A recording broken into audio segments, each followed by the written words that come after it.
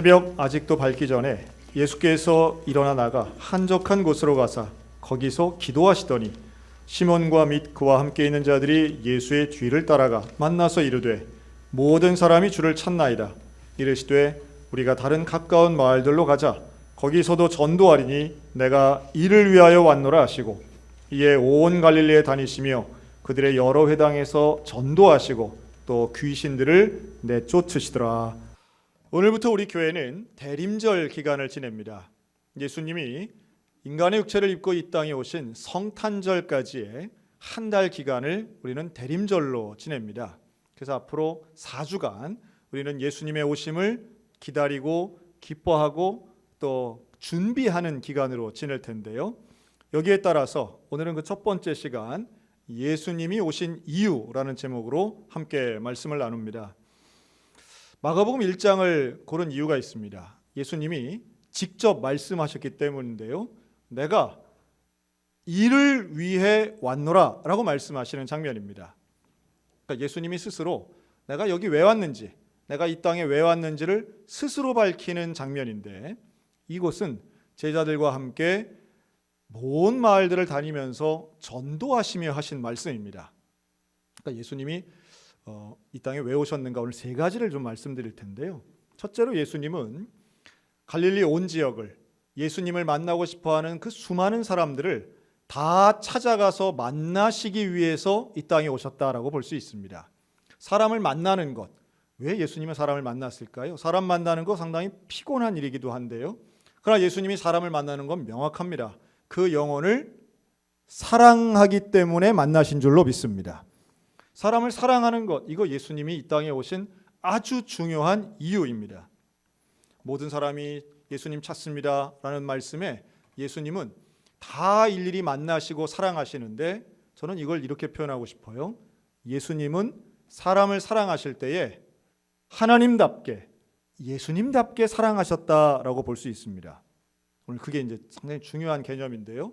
예수님이 우리를 사랑하시는데 어떤 시혜성으로 뭔가 은혜를 베풀어 주시면서 사랑한다라기보다 하나님답게 우리를 위해서 가장 많은 걸 희생하시면서 우리를 사랑하신다는 거죠.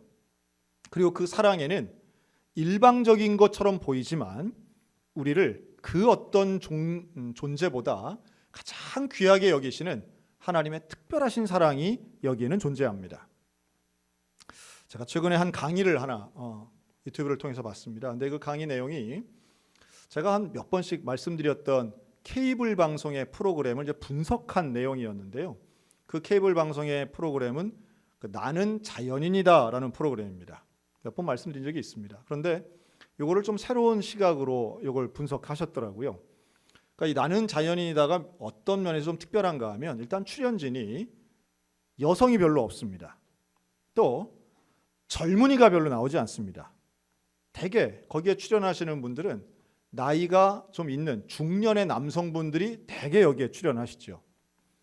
그리고 자연이라고 하면 다양한 자연이 있을 수 있잖아요. 뭐 강도 있고 벌판도 있고 바다도 있는데 거기서 말하는 자연은 주구장창 산입니다.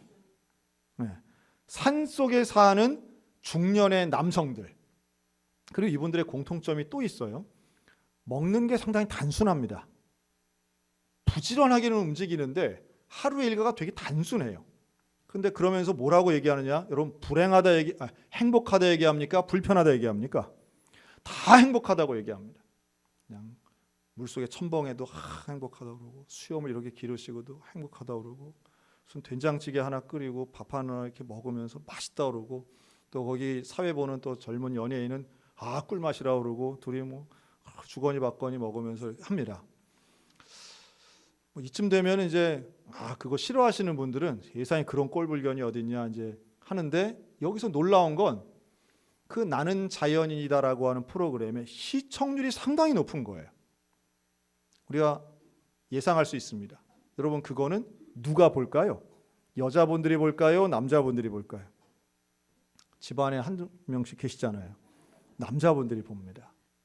젊은 내 아들이 볼까요? 아니면 나이 든 아버지가 볼까요? 그걸 어떤 아들 잘 안 봅니다. 다 아버지가 보는 거죠.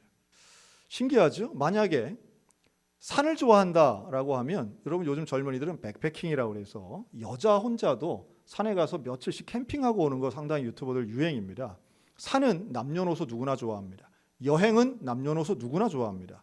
그런데 자연 속에 산 속에 사는 거는 신기하게도 중년의 남성들만 사는 것처럼 보이는 거죠.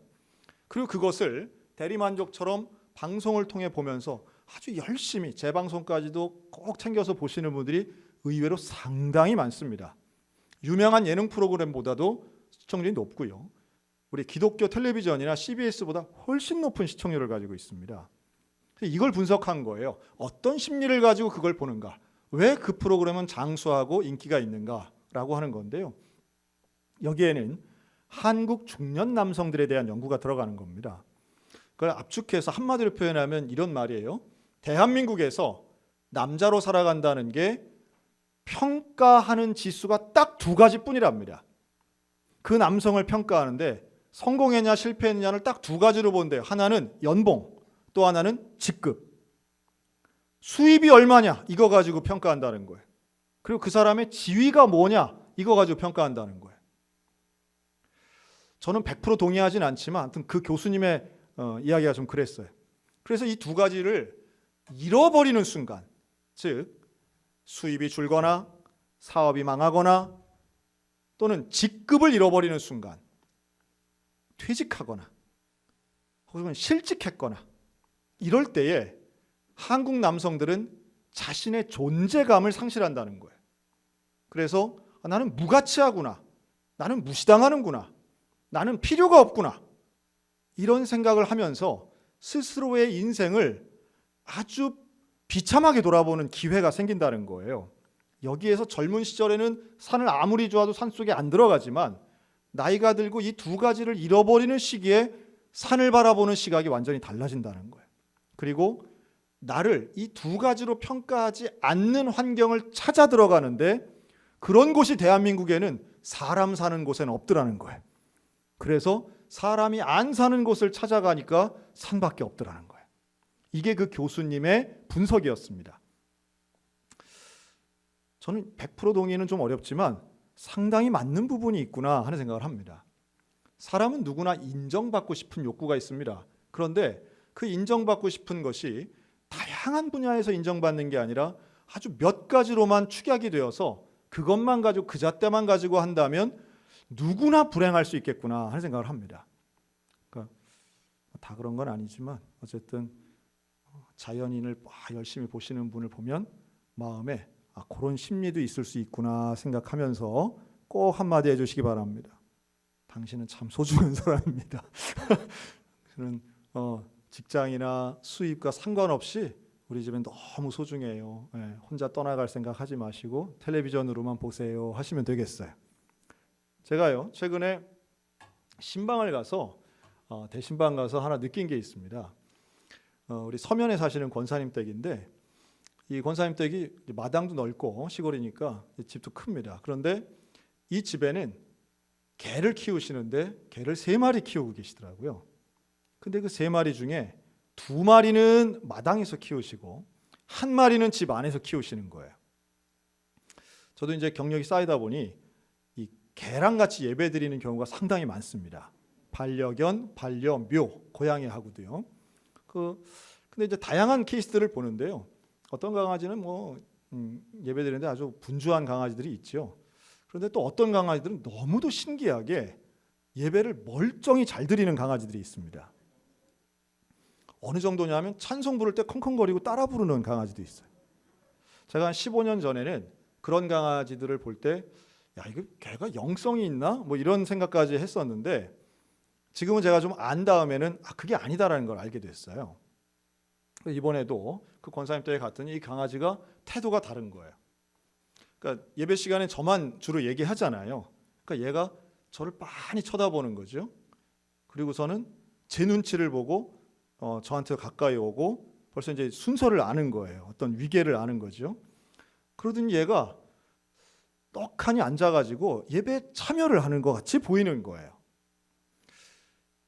자, 제가 아까 말씀드린 나머지 강아지 2마리 있지 않습니까? 마당에 있는 개. 그 중에 하나는 개가 어마어마하게 큽니다. 커요. 근데 우리 집사님이 매일 아침마다 이 강아지 3마리를 데리고 산책을 하세요. 자, 이 3마리 중에 참고로 집 안에 키우는 강아지 상당히 작습니다. 이 3마리 중에 누가 대장질을 할까요? 단연 집 안에서 키우는 강아지입니다. 이 큰 몸집 큰 강아지가 쩔쩔맵니다. 이 작은 게 한 번 왕 하면 얘가 그냥 벌벌 떠는 거예요. 순서가 정해져 있는 거죠. 여러분, 이 강아지는, 이 집안에서 키우는 강아지는 왜 그렇게 당당하고 권위가 있고 게다가 예배까지도 멀쩡히 드리고 있을까요? 여기에는 한 가지 특징이 있는데요. 그 집안 가족이 집 안에서 키우는 개를 개처럼 대하지 않고 사람처럼 대했기 때문입니다. 상당히 중요한 이야기예요. 사람의 자존감이 언제 바닥을 치느냐 하면 가장 가까이에 있는 사람으로부터 무시당하는 게 반복되면 사람의 자존감은 낮아질 수밖에 없습니다. 그런데 반면 내가 가장 가까이에 있는 사람들이 나에게 칭찬해주고 나를 중요한 사람처럼 대해주면 나의 자존감은 올라갈 수밖에 없는 거예요. 저는 목회를 하면서 그런 경험을 많이 합니다. 교인들이 저를 향해서 아주 좋게 대해주고 아멘을 크게 하고 설교에 집중하면 막 자존감이 올라갈 때가 있어요. 여러분, 저와 여러분이나 다 자존감이, 특별히 영적인 자존감이 높아지시기를 주의 이름으로 축원합니다. 알아듣는 자는 축복이 있으라. 그런데 같은 대상이어도요, 그러니까 존중을 받으면 관계 속에서 큰 풍성함을 누린다는 거예요. 스스로도 자존감이 올라갈 수밖에 없어요. 하다못해 강아지들조차도 사람처럼 대하면요, 본인이 사람인 줄 알아요. 그래서 가족의 일원처럼 행동해요. 고양이도 마찬가지예요. 그래서 제가 볼 때는요, 이 존중받고 존중하는 것을 가장 잘하신 분이 누구냐 하면 그게 바로 예수 그리스도입니다. 여러분, 예수님이 우리를 사랑하시기 위해서 스스로 하늘의 영광을 버리시고 이 땅에 인간의 몸을 입고 내려오셨다는 거예요. 여러분, 이것은 우리와 대화하시고 우리와 사랑하시기 위해서, 다른 말로 하면 우리를 존중해 주시는 하나님의 은혜인 줄로 믿습니다. 하나님이 우리를 사랑하시기 때문에 도저히 있을 수 없는 일이 일어난 거예요. 사랑은 서로 간의 동등됨을 전제합니다. 사랑은 일방적으로 위에서 아래로 아랫사람처럼 대하듯 불쌍하게 보면서 하는 건 진정한 사랑이라고 볼 수 없겠죠. 그런데 예수님은 우리를 사랑하시기 위해서 아예 눈높이를 인간처럼 낮추신 거예요. 내려오신 거예요. 그날이 성탄절입니다. 여러분, 예수님이 우리를 위해서 이 땅에 오셨다라고 할 때 그 가치, 그 크기, 그 은혜를 우리가 이렇게 좀 생각해 보시면 좋겠어요. 예수님이 우리를 예수님처럼 대해주신 거예요. 하나님 우리를 사랑하시는데 하나님처럼 봐주시는 거예요. 여러분, 그 은혜가 우리 각자에게 그 예수님의 사랑으로 임해서 나를 사랑하시기 위해 오신 예수님과 눈을 마주치고 함께 손을 잡고 교제하는 만남의 복을 누리시기를 주님의 이름으로 축원합니다. 이것 때문에 오신 거죠. 그리고 두 번째는 예수님이 가시는 곳마다 사랑하는 그 사람들에게 뭘 전하시느냐? 복음을 전하세요. 예수님 전도하러 오신 거죠. 그리고 이 전도는 결국 구원과 연결되는 겁니다. 복음을 전하시는 거예요. 그 예수님 구원하기 위해서 오셨다. 우리가 제일 많이 쓰는 표현이긴 한데요, 정말 맞는 이야기입니다. 사람들을 만나 사랑하고 교제하고 그리고 그들에게 복음을 전하시는 것, 예수님이 가장 중요하게 여기시는 일이었습니다. 그런 취지에서 우리 예수님을 믿는 우리들은 어떤 일상을 살아가듯 전도적이어야 됩니다. 전도가 방향의 어떤 포커스가 되어야 돼요. 교회는 무슨 일을 하든 복음 전파 전도에 집중해야 됩니다. 그게 목적인 거예요. 봉사를 해도 구제를 해도 어떤 창의적인 일을 해도 교육을 해도 결국엔 영혼 구원이 가장 중요한 목적이 되어야 됩니다. 그 목적을 위해서 다양한 일들도 있는 거죠. 저는 최근에 아주 특별한 거 하나 경험했는데요. 여러분, 우리 교인들 집에 가면 춘천에서 참 많이 보는 거예요. 교인들 집에 가면 대문에 교패가 붙어 있습니다. 전 지금까지 제가 살았던 어떤 지역보다 춘천이 교패가 많이 붙어 있는 지역이라고 느끼고 있습니다. 그때마다 얼마나 참 뿌듯한지 몰라요. 그래서 우리 교인들 집에도 이제 우리 교회 교패가 붙어 있고요. 그럼 옆집엔 또 뭐가 붙어 있나 저는 항상 봅니다. 보면은 뭐 어디 중앙교회 교패도 있고요. 뭐 장로교회도 교패도 있고요. 요새는 불자의 집 뭐 이런 것도 많이 붙어 있어요. 근데 이제 우리 교회 교패를 제가 이제 대개 붙이는데 그 붙일 때는 왜 그걸 붙이는가 한번 생각을 해봤어요. 물론 거기에는 우리가 이렇게 예수를 믿는다라고 하는 거룩한 커밍아웃 뭐 이런 의미도 있겠지만 저는 개인적으로 여기다 조금 붙였던 원래의 목적보다는 조금 더 해석이 좀 좋다고도 생각이 드는데요. 마치 유월절 어린 양의 피를 문설주에 발라 어떤 구원과 해방의 의미가 있듯이 저는 그거 붙이면서 하나님, 대개는 이제 새신자 집을 신방할 때 그걸 붙이니까요. 하나님, 이 가정에 모든 가족들이 다 예수 믿고 구원받게 하여 주시옵소서. 특히나 가족 중에 불신자가 있는 가정들이면 더 간절합니다. 그런 마음으로 또 붙이기도 합니다. 자, 그런데 제가 최근에 경험한 건 좀 특별한 일인데 2년 전에 우리 교회 등록하신 분이 계세요. 이 윤명자 성도님이라는 분인데요. 이분이 원래는 고향이 부산이고 서울에 이사 가서 오래 사시다가 춘천에도 조금 사시다가 다시 서울로 이사 가셨던 분이에요. 근데 이분이 2년 전에 이제 춘천으로 다시 이사를 오시게 됐습니다. 가족 뭐 집안 일이었죠. 그리고 춘천에 와서 이제 생각할 때에 내가 이제 교회를 좀 가야 되겠는데 어느 교회를 가면 좋을까 고민을 한 거죠. 젊은 분들 같으면 스마트폰으로 검색을 하든지 할 수도 있는데 이분은 70이 넘으신 분이어서 어느 교회를 갈까 하다가 고민만 생각만 하다가 외출 갔다가 들어오다가 보니까 아니 새로 이사 온 자기 집인데 대문에 교패가 붙어 있었던 거예요. 그러니까 이 전 주인이 붙였던 교패였던 거죠. 근데 어느 교회 교패가 붙어 있었을까요? 소양교회 교패가 붙어 있는 거예요. 그 보고선 교패에 전화번호가 있는 거예요. 전화를 한 거예요. 그래갖고 소양교회. 그래서 나 교회를 좀 가고 싶은데 어떻게 하면 갈 수 있느냐. 그래 안내를 받아서 우리 교회를 오신 거예요. 그리고 예배를 드리고 우리 교회 차량에 시덕권 장로님이 모셔다가 집에 모셔다 드리면서 그 차 안에서 또 우리 권사님하고 참 놀라운 거예요. 여자분들은 60, 70대 여자분들은 그 능력인 것 같아요. 하나님 준 재정인 것 같아요. 처음 만났는데 한 30년 지기 친구처럼 이제 그 차에서 한 2, 30분 만에 친해지신 거예요. 그리고 다음 주에 또 꼭 만나자.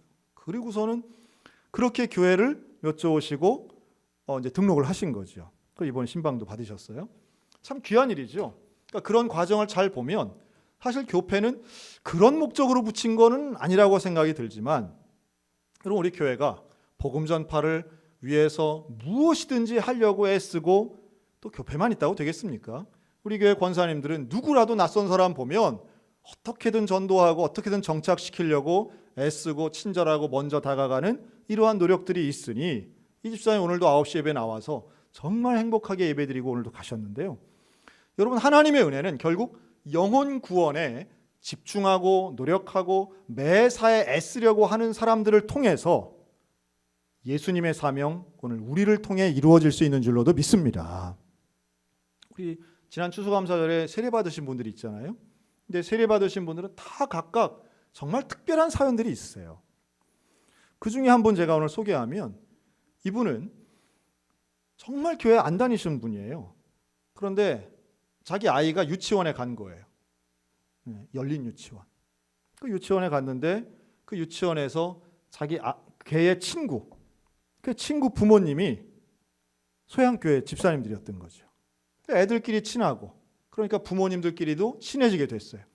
요즘은 학부회라고 해서 아버지들도 적극적입니다. 그래서 이 유치원에 그걸 유치원 동창을 매개점으로 해서 이 부모님들 모임이 지금 애들은 초등학생인데 지금도 자주 모인다는 거예요. 그래서 모여가지고 얘기를 한 거죠. 아유, 그 애랑 우리 친한데 주일날 우리 교회 좀 보내봐. 그래서 애부터 보냈어요. 애가 재밌다니까 엄마도 몇 번씩 오는 거예요.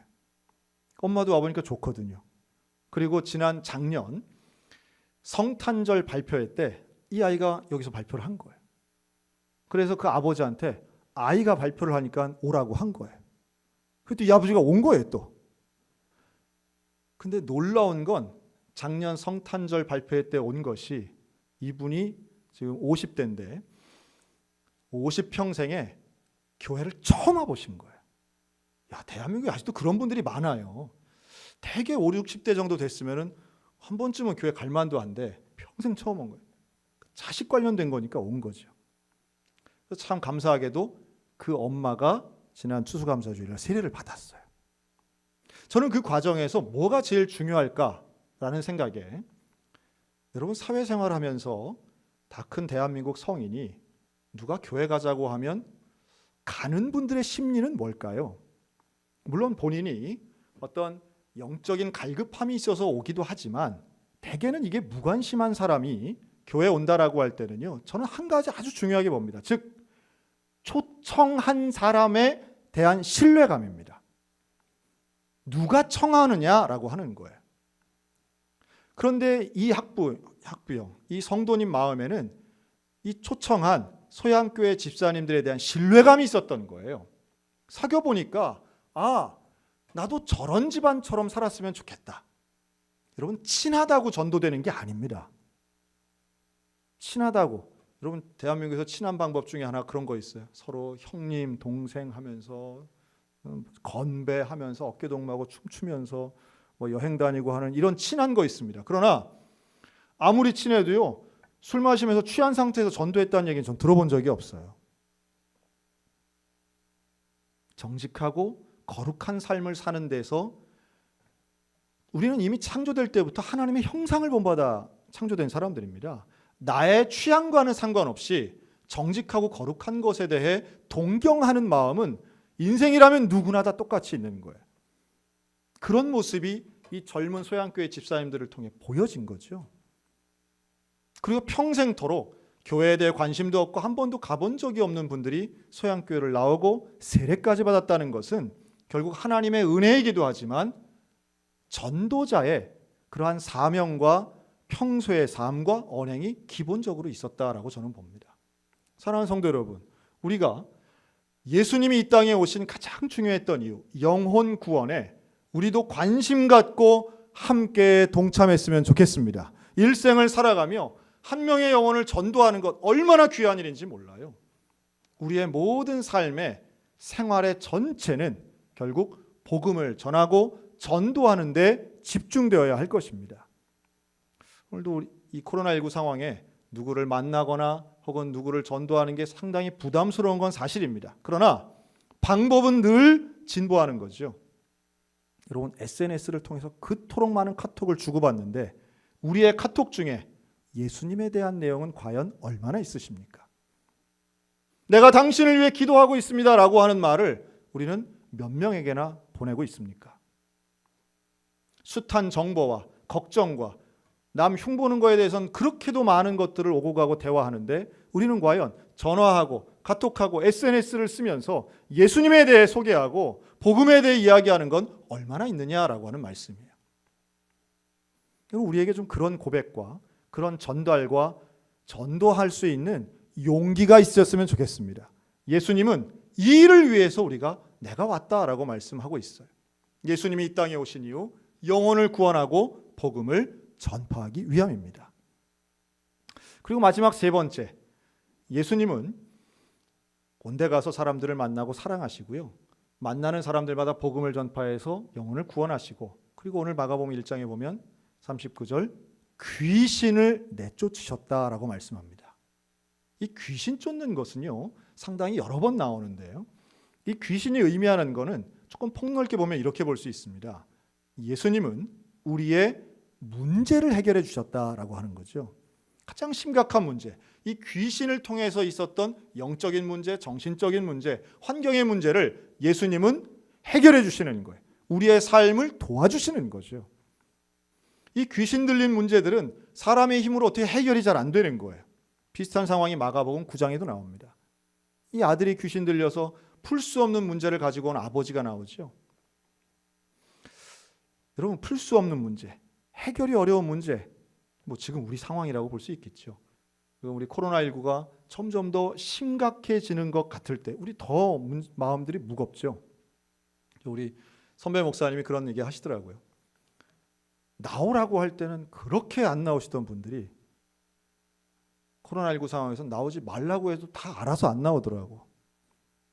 그래서 우리 그 방역 상황에 인원 맞추기가 아주 쉬워서 아주 편하다고. 우리는 뭐 굳이 뭐 인원을 나눌 필요도 없고 뭐 50% 30% 얘기 안 해도 우리 교인들이 탁탁 맞춰서 알아서 결석한다고 다 씁쓸하게 웃으면서 말씀하시더라고요. 지금 우리의 문제는 결국 교회의 현실이기도 하지만 앞으로가 더 문제다, 이런 생각들을 다 가지고 있지 않겠습니까? 사실은 해결할 수 없는, 개인이 어떻게 해결할 수 없는 문제임은 명확합니다. 그걸 어떻게 해야 될까요?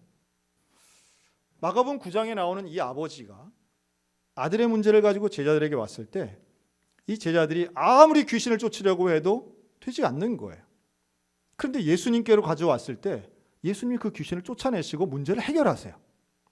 그 제자들이 묻습니다. 예수님, 왜 우리는 안 됩니까? 왜 우리는 안 됩니까? 여러분, 이게 예수님이니까 되었을까요? 예수님이 여기에 마가복음 9장 29절에 이렇게 답변을 하시는데요. 기도 외에는 다른 이유가 없느니라. 기도 외에는 다른 게 없다라고 명확하게 말씀합니다. 예수님이 기적을 일으키시고 문제를 해결하신 그 원인, 그 해답을 기도라고 말씀하세요. 예수님의 능력이 아니라 기도라고 말씀하세요. 그러고 보니 오늘 읽은 마가복음 1장 35절에 예수님의 매일마다 반복되는 일상을 말씀하는데요. 예수님은 아직 새벽 밝기 전에 나가셔서 한적한 곳에 가서 기도하셨다라고 말씀합니다. 새벽 기도하신 거죠. 그런데 이 새벽 기도가 얼마나 간절하고 얼마나 온전한지 예수님은 사실 기도가 필요 없는 능력 있는 분처럼 보이는데, 그런데도 예수님은 매일마다 새벽에 일찍 일어나서 기도하시는 거예요. 이게 원래 당황되면 끄려고 하면 잘 안 꺼져요. 평소에는 잘 오지도 않는 전화가 또 그렇게 오는 거죠. 자, 기도가 왜 중요합니까? 기도는 우리의 인생에서 천천히 해서 잘 꺼보세요. 지금 예배 자체가 지금 다들 쳐다보시네요. 천천히 해서 잘 꺼보세요. 기도가 중요한 것은 예수님도 기적을 일으키실 때에 평소에 하는 이 기도의 생활이 예수님의 기적을 이끄셨다라고 말씀하셨기 때문이에요. 자, 우리가 마음에 걱정하고 염려하는 상황 있지 않습니까? 그런데 이렇게 염려하고 고생하고 애쓰는데 여러분, 애쓰지 말고 기도하시기를 주의 이름으로 권면합니다. 두려워하는 시간에 기도하시기를 바랍니다. 걱정하는 시간에 기도하셔야 돼요. 이 기도는 결코 양보하거나 연기할 이유가 없습니다. 기도해야 됩니다. 참 혼란한 시대를 살고 있어요. 지금 가장 코로나19 대응을 참 못하는 나라, 그렇게도 존경받던 미국 아니겠습니까? 그렇게도 우리나라에서 무슨 모범 답안처럼 생각했던 북유럽 국가들, 지금 뭐 단체 면역한다고 했다가 스웨덴의 왕자하고 왕비가 지금 확진 판정받고 국가 전체가 1020만 밖에 안 되는 이 스웨덴 국민에 얼마나 많은 분들이 지금 감염됐는지 몰라요. 그토록 명품 많이 만들어낸 이탈리아, 지금 의료 체계 전체가 무너졌습니다. 지금 이탈리아는요, 의사들이 사표 쓰고 나가고 있어요. 더 이상 못하겠다는 거예요. 지금 우리는 병원 가서 의사 선생님 계신 것만도 너무 감사한 거예요. 지금 미국에선 간호사들도 병원에 더 있다간 자기가 죽을 것 같으니까 간호사가 없어서 지금 특정한 주이긴 하지만 노스다코타 같은 주는요, 이 간호사 월급을 주급을 800만 원씩 준다 해도 간호사가 없다는 거예요. 주급 800만 원이면 어마어마한 돈이잖아요. 한 주에 800만 원씩 주는 건데. 그래도 지금 사람이 없는 거예요. 그러니까 지금 의료 체계가 붕괴하고 무너지고 있는데 너무도 역설적이죠. 전 세계에서 지금 코로나19 대응을 제일 잘한 나라 중국하고 대만이라는 거 아닙니까? 현재 대한민국이 아니고, 대만은 지금 200일째 확진자가 0명이고요. 하나도 없습니다. 지금 중국 분들은 마스크를 안 끼고 다닙니다. 중국은. 본인들은 완전히 해결됐다고 하고요. 그리고 중국은 지금 경제 성장률 플러스 2%를 벌써 이루어냈어요. 어떻게 이런 일이 가능한가? 뭐 여러 가지의 분석이 있고 제 의견에 동의 안 하시는 분들도 있지만 이 사실에 대해서 제가 볼 때는 중국은 인권이 없기 때문입니다. 통제하고 그건 잘못된 거예요. 인권이 중요하죠. 당연히 개인의 자유가 너무도 중요합니다. 그런데 역설적이게도 그걸 통제할 수 있는 나라는 지금 코로나19를 통제하는 것처럼 보이고 경제도 살아나는 것처럼 보입니다. 근데 개인의 자유를 아주 중요하게 여기는 선진국, 좋은 가치를 좋게 여기는 나라들은 하나같이 지금 방역이 무너지고 경제가 위태롭고 우리가 볼 땐 참 한심한 상황이 돼가는 거죠. 그러니까 기존에 중요하게 여기는 올바른 가치들이 지금 무너지고 있는 것처럼 보이는 게 현실입니다. 중국처럼 되자는 얘기는 결코 아닙니다. 그러나 미국처럼 되어서도 안 되겠죠. 우리 대한민국을 위해서 결론은 저는 하나라고 봐요. 과학자나 의료인이나 전문가들은 나름의 영역에서 최선을 다하고 노력하겠지만 우리는 기도해야 되는 것입니다. 최소한 우리는 하나님께서 해결해 주시지 않으면 이 문제가 해결이 안 된다라고 믿고 있는 기독교인들이기 때문에 걱정만 할 게 아니라 혀만 찰 게 아니라 기도하셔야 된다는 거예요. 그리고 또 하나, 기도하면 예수님처럼 매일 새벽에 시간을 정하여 기도하고 하나님 앞에 간절히 기도하고 진지하게 기도하면 분명히 하나님은 귀신을 쫓아내 주시는 예수님처럼 해결하셔 주실 줄로 믿습니다. 제가 이번 대신방을 4교구를 했습니다. 지난 2016년도에 전교인 신방을 한 3개월 걸쳐서 하고요. 1년에 한 교구씩 하다 보니 올해는 4교구 4년 만에 갔어요. 이게 저는 같은 월드컵 신방, 올림픽 신방이다 했는데 이 4교구 신방이 저는 아주 극적이었다 생각이 듭니다. 왜냐하면 제가 신방을 하면서 제가 4년 전에 저에게 주신 기도 제목을 가지고 가서 또 갔다 와서도 주신 거 비교하고 했어요. 응답 받았을까요? 못 받았을까요? 4년 전 저에게 주신 기도의 제목들이 놀랍도록 응답이 된 거예요. 그런데 응답된 가정들의 몇 가지 특징이 있습니다. 기도 제목이 구체적이에요. 한마디로 얘기하면 구구절절이에요. 기도 제목이.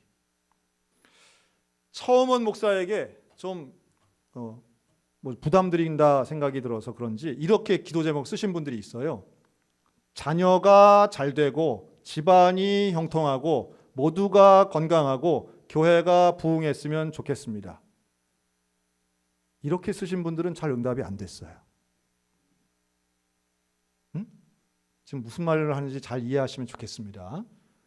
아니고 그 기도 제목에 몇 페이지에 걸쳐서 큰아들은 이런 문제가 있고 큰며느리는 이것 때문에 고민하고 있는데 우리 막내 아들은 이랬으면 좋겠는데 이게 안 되면 이렇게라도 됐으면 좋겠고 이것조차 안 되면 이렇게라도 됐으면 제가 아주 이걸 누구한테 좀 보여주고 싶어요.